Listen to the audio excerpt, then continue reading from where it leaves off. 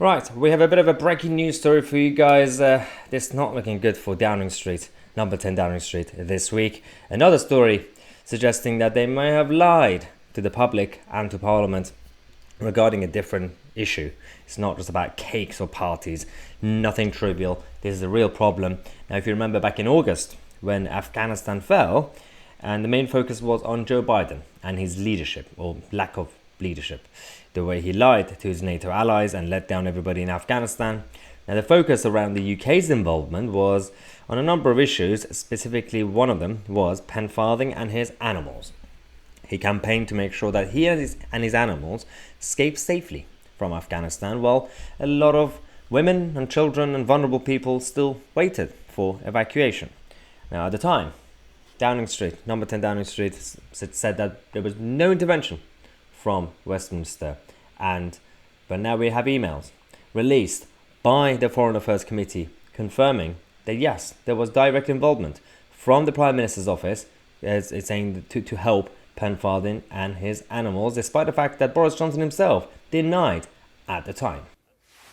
I've had absolutely no influence on any particular case, nor would that be right. That's not how we do things in this country. Well, he said that's not how we do things in this country. And like as I said, when it comes to the cake story and all this nonsense, the media, the witch hunt, they overplayed their hand.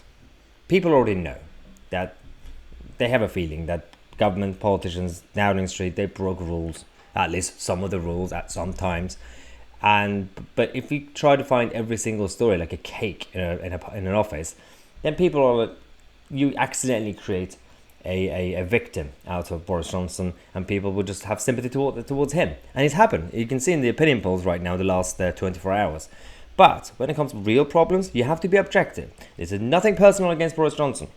This is just complete lack of competence when it comes to number 10 Downing Street and the machine that we have. The emails that we have from the Foreign Affairs Committee confirms that the Prime Minister's office and the Prime Minister himself directly intervened to help Penfarthing and his animals. Now, the issue here is that the initial reaction this morning and a couple of hours ago from Downing Street was to completely deny.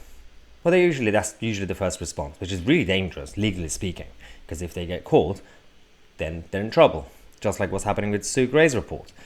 Now, again, it's nothing personal against Boris Johnson. Let's just assume that it wasn't him directly, proactively, but that doesn't make him innocent or a good leader. Just like how he said recently that he wasn't told about the parties in his own building. Now he might come out and say, well, they used my name as Prime Minister to sign off on something I didn't know. That is more dangerous. That's not a leader we want. That's not a team that we need. You can't just do things in the name of a leader and he doesn't even know what's going on. So the whole team needs to change. If that's the case, if that's the reality that we're dealing with, then he needs to completely change his team. He needs to be surrounded by people he actually trusts and are competent and they tell him things. If they're not telling him anything, then who's running the government?